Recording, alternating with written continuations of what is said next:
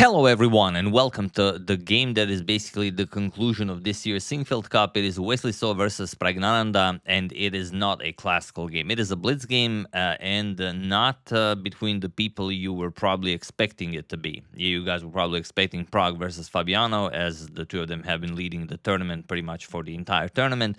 However, Wesley had something to say about that. In the final round, he defeated Nodirbek Abdusatorov, who's been having a really, really awful tournament. He did win that game against Alireza in the penultimate round, but, well, we have no idea what Alireza was doing there.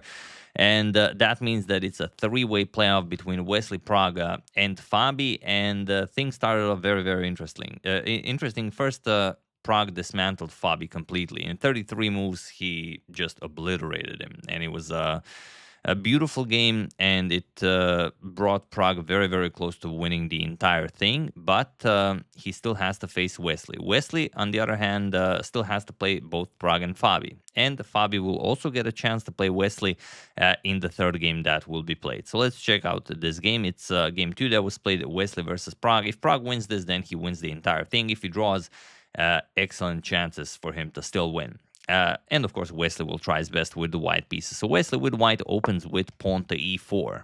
Sorry about that. And we're not going to discuss whether it's fine to finish off a beautiful classical event like Sinquefield Cup with a blitz game, because it's not, and we all know it's not, but they like to do it that way. So let's just enjoy the games. So pawn to e4, we have pawn to e5, knight f3, we have knight to c6, and bishop to c4. We have bishop to c5, and we don't have the absolute best continuation. We have pawn to c3. This is the main line of the Giuoco Piano. Knight to f6, we have d3, and pawn to a6. Pawn to d6, also the top move here. Pawn to a6, the second most played. Bishop to g5, and now the unprovoked bishop to a7, which is becoming more and more popular in top-level chess, as it has been played even by Prague himself. Alireza played it, Hikaru played it, so it's a move that has to be taken into consideration. We have knight b to d2, we have pawn to d6, and pawn to a4. You can see both of them just blitzing it out, only spending a few seconds each move. Knight e7, transferring the knight over to g6, and the bishop captures. We have g captures, and the game has already been played.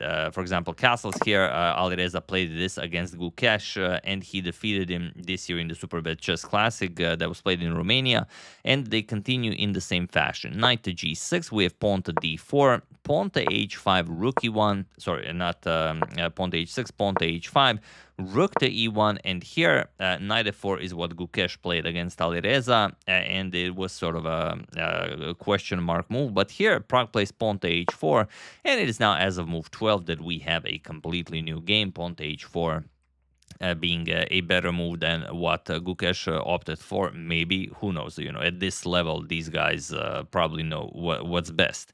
And okay, it is now, as of move 12, that we have a completely new game. We have knight to f1, bishop to e6, going after the light square bishop, and we have a trade. Captures, and queen to b3, putting pressure on the b7 pawn and on the e6 pawn. And here Prague definitely took his time. It took him over a minute to make up his mind, and he plays the absolute best move, and that's king to d7, defending the e6 pawn with the king and offering the b7 pawn. Point being that if the queen captures it, you will simply trap the queen. Bishop b6, and then rook to a7 will win the white queen. But Wesley not interested in that. He said, okay, you wasted a minute there, I'm just gonna go pawn to h3. And okay, queen to e7, we have knight to e3, and king to c8. Now Prague has the b7 pawn fully defended. The problem, however, is the undeveloped rook on a8. At some point, he will have to do something about all of this pressure, move the king back to d7, and somehow get that rook into the game. We have rook a to d1, a very natural move by Wesley, and the knight to f4 by Prague. Okay, Prague is now already down to a minute and 25 seconds, and he has to play quickly. King h2, we have queen g7, now with some, well, not really pressure, but, you could easily make a mistake. You lose that knight, and already it's checkmate on g2, so Wesley cannot do that. Knight to g1, we have rook to g8, increasing the pressure even further, threatening knight captures on g2, and now knight to e2. And what is this move here? Is he just blundering knight captures on g2? Well, not really. If knight captures on g2, there's this very nasty queen captures on e6 move. And now after the king moves, you will simply play rook to g1. And there's no good follow-up here. You're just going to lose that knight on g2. So after king to d7, so after knight to e2, we have king to d7. Again, Pragg goes back. He wants to get the rook into the game. And now knight captures on f4. That's why queen to g5 was a little bit better than king to d7, as you could recapture with the queen. But okay, then Wesley would play something else. Knight captures on f4. We have e captures on f4, and now knight to g4. And this is the problem for Pragg. The knight has moved away from the defense of the g2 pawn. There's just no way to dislodge it. If you play pawn to f5, Wesley will happily capture, and if the e-file opens up, he will deliver a check. King d8, queen captures on f5, and that knight is never moving from g4. So this would just be winning for Wesley. So Pragg plays pawn to f3, and Wesley lifts the rook. Rook to e3. We have f captures on g2, and now rook f3, putting pressure on f6, while also maybe the knight can now move. The rook covers the g3 square, and also there's a pawn there. Rook a to f8, Pragg brings the final rook into the game, but now the pawn that was hanging the entire game can now actually be captured, and that is exactly what Wesley does. Queen captures on b7. We have pawn to f5 now. Due to the lack of a better move, e captures, we have e captures on f5, and now it seems like it could be very, very interesting, because if this knight moves, for example, knight to e3, it's a simple g1 queen, and then after captures, queen captures with checkmate. But there is something that Wesley can play, and I'm pretty sure it's the first move you're thinking of, so while I give you a couple of seconds.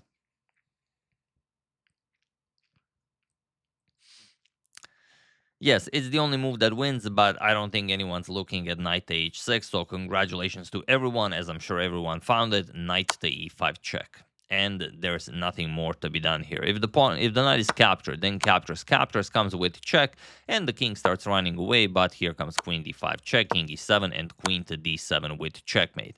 And after knight to e5 check, king to d8 was played, and now king to g1. Wesley even wastes a move getting his king to g1, and now uses Pragg's own advanced g2 pawn as a sort of a human shield. We have bishop to b6, now pawn to a5. Wesley has so many great moves here that he can just make any move, and not a lot for Pragg to do here. He does capture on a5, knight to c6 check. Now we'll just enjoy a free bishop there.